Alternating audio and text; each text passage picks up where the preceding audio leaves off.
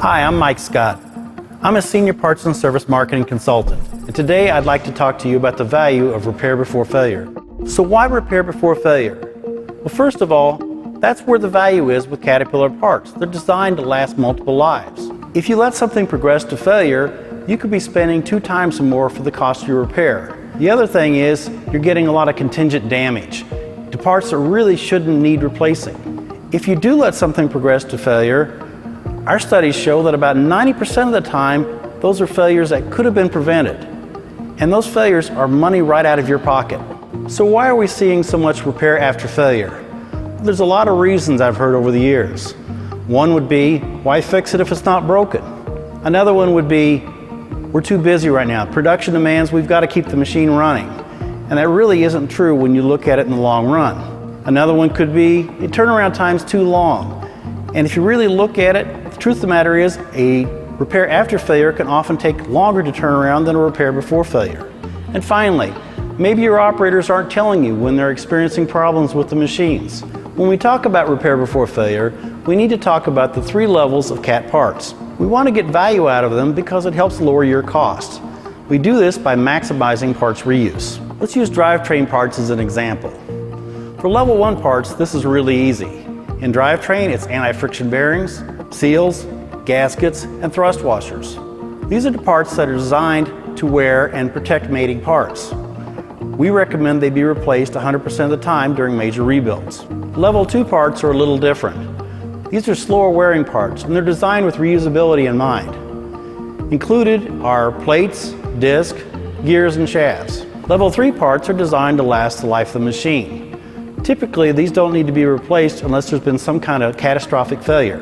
Parts in this category include things like transmission cases, final drive cases, major shafts, hubs, and sometimes carriers. To better understand repair before failure, let's look at some cost comparisons. Here's an example of a CAT 980H transmission. Let's first look at a rebearing reseal. And here we're showing an overhaul hours of 14,000 hours and a cost to repair of approximately $12,000. The cost per hour works out to be 86 cents an hour. Now, instead of doing a rebearing reseal, we continue to run the component and take it out to a before failure rebuild. Now our overhaul hours are at 17,000 and our cost to repair has moved up to almost 30,000. Our cost per hour is now $1.75 an hour.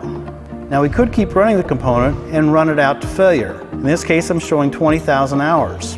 The cost to repair has jumped tremendously, up to almost $53,000. The cost per hour is now $2.64 an hour. The extra 3,000 hours between before failure and after failure was costing us $7.69 an hour. These numbers definitely show the value of repair before failure. However, a lot of customers look at this and say, the numbers look good, but I think I can run my component long enough that I'll get the value out of it. That's why I've added one more number onto this. That's payback hours. All this is looking at the after failure cost to repair divided by the repair before failure cost per hour. This tells me how many hours I'd have to run that component in order for my cost per hour to be at or below the repair before failure cost per hour. In this case, it's almost 30,000 hours. If you think about it, the likelihood of achieving that is very low. Now let's look at those numbers over a longer period of time. In this case, 40,000 hours. In the first example here, I'm using rebearing reseal at 14,000 hours using a repair before failure after another 17,000 hours for a total cost over 40,000 hours of approximately $40,000. In the second example, instead of a rebearing reseal, I'm using repair before failure at 17,000, using another repair before failure at 34,000 for a total cost of approximately $60,000. In the last example, we're looking at letting the component run out to failure, in this case 20,000 hours. So at 20,000 hours, we're spending almost $53,000, and then at the 40,000 hour mark, we're spending another $53,000 for approximately $105,000 total. You can definitely see the value over time of the repair before failure in this case. As you can see, using the lower level repairs can save you a lot of money. So what do you need to do? It all starts with managing your components. You need to practice good preventive maintenance. You need to pay attention to planned and problem indicators. You also need to plan and schedule your repairs. And finally, contact your CAT dealer for help with repair before failure.